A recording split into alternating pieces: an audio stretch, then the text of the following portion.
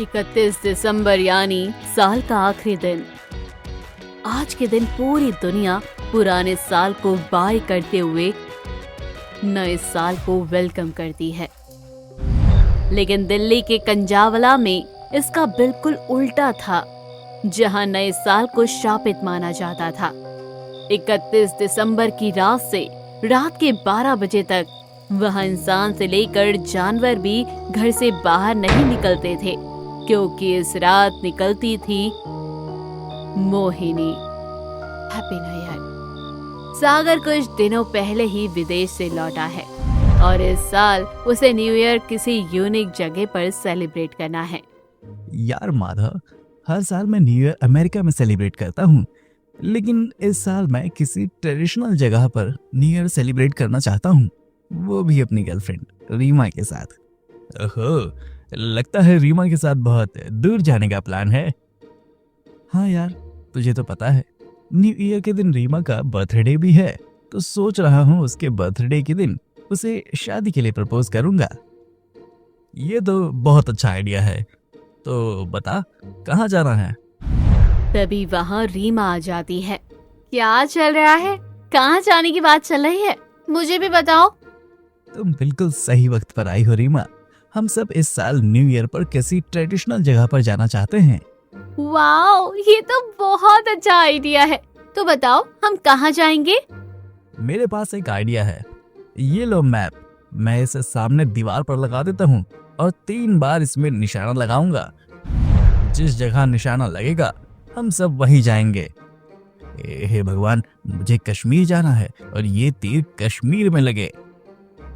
माधव उस मैप पर कश्मीर की ओर निशाना लगाता है तो दिल्ली पर जा लगता है। ये देख माधव दोबारा कश्मीर की ओर निशाना लगाता है, लेकिन फिर से दिल्ली पर ही लगता है और फिर ठीक तीसरी बार भी ऐसा ही होता है। ये क्या हो रहा है? मैं तो कश्मीर पर निशाना लगा रहा हूँ, फिर ये तीर दिल्ली की ओर क्यों जा रहा है? अरे वाह, तो जगह फाइनल हो गई। हम सब दिल्ली में जाएंगे। सच में बहुत मजा आएगा।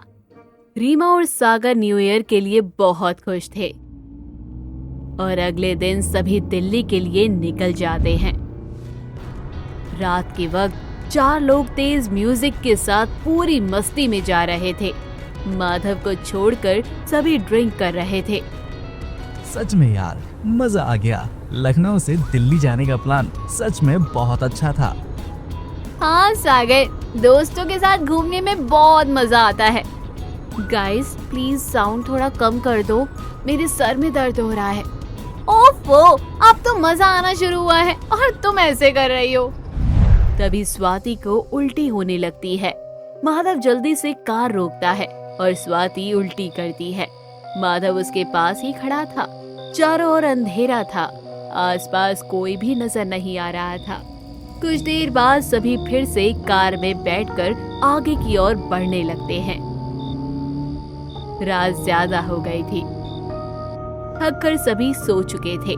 थोड़ी देर बाद माधव को एक पुलिस ऑफिसर नजर आता है, जो माधव को रोक कर कहता है, इतनी रात में कहाँ जा रहे हो? जी हम सब दिल्ली के सीपी जा रहे हैं। अच्छा, कहाँ से आए हो? लखनऊ से। अच्छा, सीपी जाना है तो इस रास्ते से क्यों जा रहे हो? शॉर्टकट ले लेते, जल्दी पहुंच जाते। अभी तो तुम्हें यहाँ से जाने में कम से कम 7 घंटे और लगेंगे, अगर इस रास्ते से जाते रहे तो। अच्छा, अब हम क्या करें? लगता है न्यू ईयर पार्टी के लिए जा रहे हो। हाँ, आपने सही पहचाना। तो अभी बज रहे हैं 8 और सीपी में 12 बजे पार्टी स्टार्ट हो जाती है। अगर तुम सीधे जाओगे तब भी तुम्हें पूरे 2 या 3 तो बज ही जाएंगे। इससे अच्छा तुम शॉर्टकट लेकर जाओ तो जल्दी पहुंच जाओगे। अच्छा ठीक है, हम शॉर्टकट लेकर ही जाएंगे। ठीक है। इतना कहकर माधव वहाँ से चल देता है और शॉर्टकट लेकर आगे बढ़ जाता है। कुछ देर बाद वो दिल्ली में एंटर कर लेते हैं, लेकिन वो जिस रास्ते में थे वो चारों तरफ से जंगलों से घिरा हुआ था। भाई और कितना वक्त लगेगा? जैसा उस आदमी ने हमें बताया था, हम दिल्ली के लिए अंदर एंटर हो गए हैं, लेकिन यहाँ हर तरफ जंगल है। मुझे बस यहाँ का मेन रोड देखना है और फिर हम कुछ ही देर में सीबी पहुँच जाएंगे। माधव, गाड़ी रोको, मुझे उल्टी करनी है। ये फिर से शुरू हो गई, रुक जाओ। माधव और स्वाति गाड़ी से उतरते हैं। माधव अपनी घड़ी में टाइम देखता है। रात के 10 बज चुके थे और आसपास कोई नजर नहीं आ रहा था। सामने एक बोर्ड लगा हुआ था जिस पर लिखा था कंजावला। ये तो अब ये कौन सी जगह है? मैप में देखना होगा और कितनी दूर है। माधव अपने फोन में मैप लगाता है, लेकिन उसके फोन में एक भी नेटवर्क नहीं था। ये कैसा इलाका है?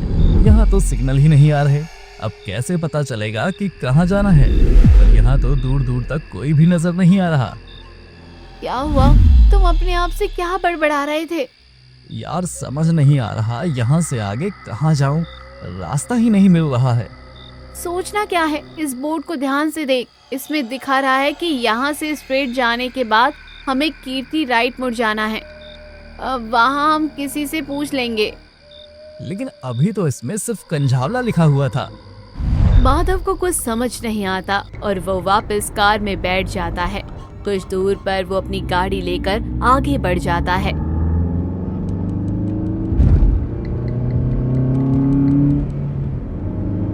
सामने उसे स्कूटी पर एक लड़की बैठी नजर आती है जो उनकी गाड़ी के बिल्कुल आगे थी। माधव हॉर्न बजाता है, लेकिन वो लड़की अपने रास्ते को नहीं छोड़ती। माधव जिस भी साइड से गाड़ी निकालने की कोशिश करता, वो उसके आगे ही आ जाती। ये लड़की क्या कर रही है? रास्ता ही नहीं छोड़ रही। तभी माधव ब्रेक मारने की कोशिश करता है, लेकिन गाड़ी की रफ्तार बढ़ जाती है और उसकी टक्कर उस लड़की की स्कूटी से हो जाती है और माधव की गाड़ी एक पेड़ से जाकर टकरा जाती है। क्या हुआ? वो लड़की, उस लड़की को लगी तो नहीं? कौन सी लड़की? पी हमने है और नशा तुम्हें हो रहा है। जल्दी बाहर आओ। सभी गाड़ी से बाहर उतर कर आते हैं तो देखते हैं वहाँ ना कोई लड़की थी और ना ही कोई स्कूटी। ये कैसे हो सकता है? यहाँ वो लड़की थी, स्कूटी चला रही थी, कहाँ गई? अरे भाई, ये तो क्या कह रहा है? यहाँ कोई भी नहीं है। माधव, तुमने पी तो नहीं ली थी ना? तुम्हारे वहम के चक्कर में हमारी गाड़ी पर भी डैमेज पड़ गया है। तुम लोग मेरी बात पर यकीन क्यों नहीं करते? मैं सच बोल रहा हूँ। भाई देख, तेरी वजह से हम पहले ही लेट हो गए हैं और हमें न्यू ईयर इस जंगल में नहीं मनाना है। चल तू पीछे बैठ और अब मैं गाड़ी चलाऊंगा। इतना कहकर सागर गाड़ी शुरू कर देता है। सब सो गए थे सिवाय सागर और माधव के। माधव को अभी तक अपनी आंखों पर विश्वास नहीं हो रहा था कि उसने जो देखा वो सच था, कोई वहम नहीं था। तभी वो कार के शीशे से देखता है, उसे रीना और स्वाति के बीच में एक लड़की बैठी हुई नजर आती है। सागर गाड़ी रोक। क्या हुआ? वो कहाँ गई? कौन कहाँ गई? स्वाति तो वहीं बैठी है। नहीं, वो लड़की जो यहाँ बैठी थी। तो सच में पागल हो गया है क्या? यहाँ तो कोई भी नहीं है। ये सब क्या हो रहा है, कुछ समझ नहीं आ रहा। तू एक काम कर, आंखें बंद करके सो जा। सागर एक बार फिर से गाड़ी शुरू कर देता है और माधव परेशान होकर अपनी आंखें बंद कर लेता है। तभी सागर कार में गाना चला देता है। कुछ देर बाद उसके कानों में एक लड़की की आवाज आती है, हैप्पी न्यू ईयर सागर। कौन है? सागर देखता है सब सो रहे थे, आसपास कोई भी नहीं था। शायद मेरा वहम था। सागर फिर से कार स्टार्ट करता है, लेकिन कार स्टार्ट नहीं होती। वो उतरकर गाड़ी को देखता है, तभी उसे फिर से वही आवाज आती है, हैप्पी न्यू ईयर सागर। कौन है? कौन है यहाँ? सागर जल्दी से अपने दोस्तों को उठाता है। अरे क्या हुआ सागर? भाई मेरे कान में एक लड़की की आवाज आ रही है जो बार बार मुझे हैप्पी न्यू ईयर कह रही है, लेकिन यहाँ कोई भी नजर नहीं आ रहा है। मुझे पहले ही कुछ गड़बड़ लग रही थी। एक तो ये रास्ता बहुत डरावना है, ऊपर से वो लड़की बार बार हमें नजर आ रही है। जल्दी कर भाई, ये रास्ता बहुत खतरनाक है। हमें यहाँ से निकलना होगा। हाँ चल जल्दी गाड़ी में बैठ। दोनों गाड़ी के अंदर देखते हैं कि दोनों लड़कियां गायब थी। स्वाति और रीमा कहाँ गई? ओह माय गॉड, ये क्या हो रहा है? तभी दोनों की आवाज आती है। सामने उन्हें कोई घसीट कर ले जा रहा था, लेकिन उनके आसपास कोई भी नजर नहीं आ रहा था। बचाओ, हमें बचाओ, माधव बचाओ, ये हमें मार देगी। रीमा। सागर उसके पीछे भागने लगता है। माधव एक बार फिर कार में देखता है, दोनों लड़कियां कार में ही होती हैं और सागर जिसके पीछे भाग रहा था वहाँ कोई भी नहीं था।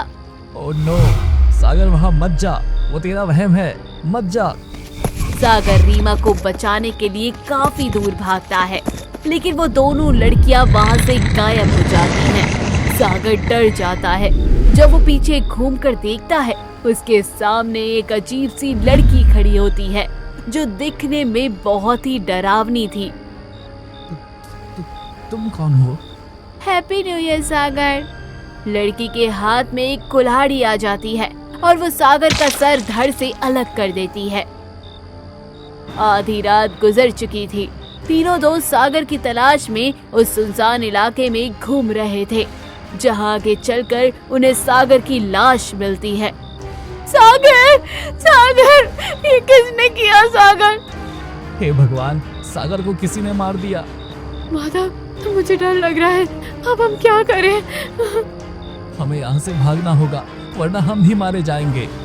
लेकिन क्यों? कौन मारेगा हमें? और इसे किसने मारा है? माधव दोनों लड़कियों को समझाने की बहुत कोशिश करता है, लेकिन वो उसकी बात नहीं मानती। तभी कुल्हाड़ी लिए वो लड़की वहाँ आ जाती है। चलो दोस्तों, न्यू ईयर पार्टी करें। कौन हो तुम? तुम्हारी मौत। लड़की भागती हुई इनके पास आती है और सभी अपनी जान बचाने के लिए यहाँ से वहाँ भागने लगते हैं।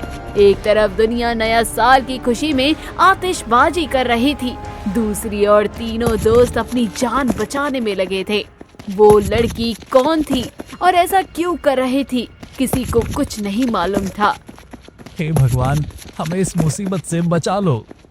दूसरी ओर रीमा उस सड़क पर भागती हुई गिर जाती है। तभी उसके सामने वो लड़की आ जाती है और अपनी कुल्हाड़ी से उसका सर धड़ से अलग कर देती है। वो रास्ता इतना डरावना और खतरनाक था कि वहाँ से बाहर जाने के लिए कुछ भी नजर नहीं आ रहा था। माधव और स्वाति अपनी जान बचाने के लिए छुप रहे थे। तभी उन्हें एक ट्रक नजर आता है जो उस रास्ते से गुजर रहा था। माधव उस ट्रक को रुकवाता है। प्लीज हमारी मदद कीजिए, हमारी जान खतरे में है। दोनों को देख ट्रक वाला गाड़ी रोक लेता है। जल्दी से अंदर बैठो। चलो स्वाति। आपका बहुत बहुत शुक्रिया, हमें आपने बचा लिया। बचा लिया क्या मतलब? माधव और स्वाति उस आदमी को अपने साथ घटी घटना बताते हैं। क्या आप दोनों दिल्ली में नए हैं? हाँ। अभी आपको वो एक्सीडेंट केस नहीं मालूम? कौन सा केस? 2 साल पहले यानी आज के ही दिन इस सड़क पर एक लड़की की बड़ी ही बेरहमी से मौत हो गई थी। उसका नाम मोहिनी था। लेकिन उसकी मौत की क्या वजह थी? बताया ये जाता है कि नए साल की वो रात अपने घर के लिए इस रास्ते से गुजर रही थी। रात ज़्यादा हो गई, वो स्कूटी पर थी।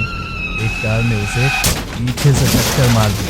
इसकी वजह से वो कार के नीचे फंस गई और कार चलाने वाले सभी नशे में धुत थे। इसकी वजह से उन्होंने खुद को बचाने के लिए कई किलोमीटर तक गाड़ी नहीं रोकी और वो लड़की उस गाड़ी में ही फंसी रही और इस हादसे में उसकी मौत हो गई। यानी जिस आत्मा ने सागर और रीमा की जान ली है वो उसी लड़की की आत्मा है?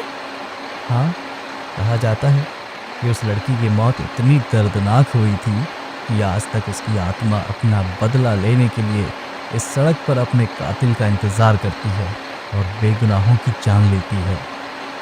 बात करते करते वो सभी उस सुनसान सड़क से काफी दूर आ चुके थे और इस बीच सुबह हो चुकी थी। जिसके बाद तुरंत माधव ने पुलिस को कॉल लगाकर पूरे हादसे के बारे में बताया और पुलिस ने सागर और रीमा की लाश को तलाशा। इस हादसे से माधव और स्वाति काफी वक्त तक नहीं उभरे थे। दूसरी ओर पुलिस ऑफिसर मोहित मौके वारदात पर पहुंच गए थे। ये सब बहुत अजीब है। एक आत्मा किसी को क्यों मार रही है? साहब, ये वही केस है मोहिनी का, जिसकी सड़क पर मौत हुई थी। मोहित इस एरिया में कुछ दिन पहले ही शिफ्ट हुआ था, इसलिए उसे इस केस के बारे में पूरी जानकारी नहीं थी। दुबे मोहित को पूरी वारदात बताता है। ये सुन मोहित सोच में पड़ जाता है और उसके कातिल की तलाश करता है।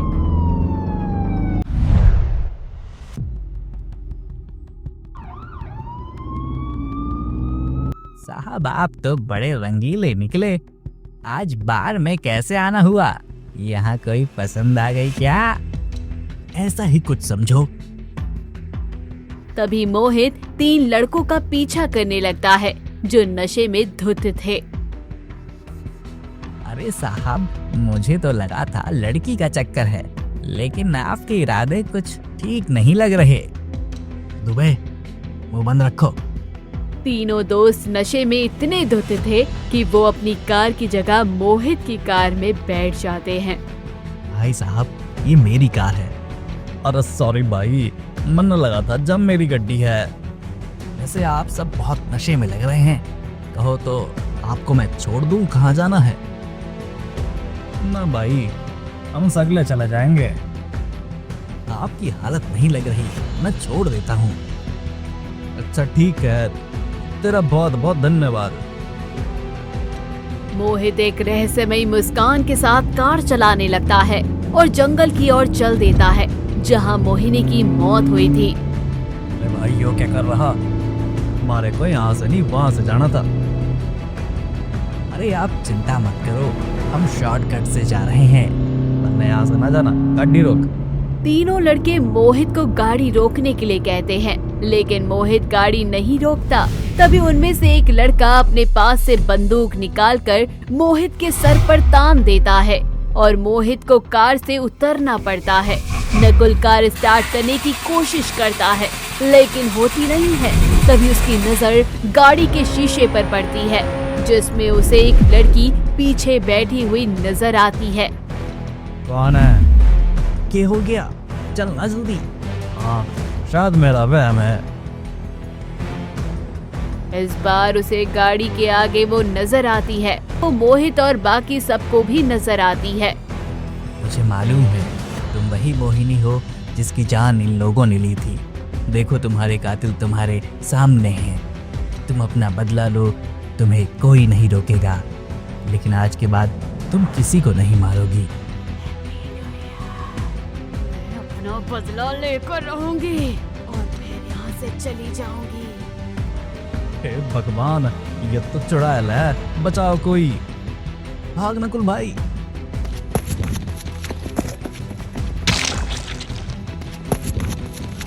मोहिनी एक एक करके सबको मारकर अपना बदला पूरा करती है और हमेशा के लिए वहां से चली जाती है।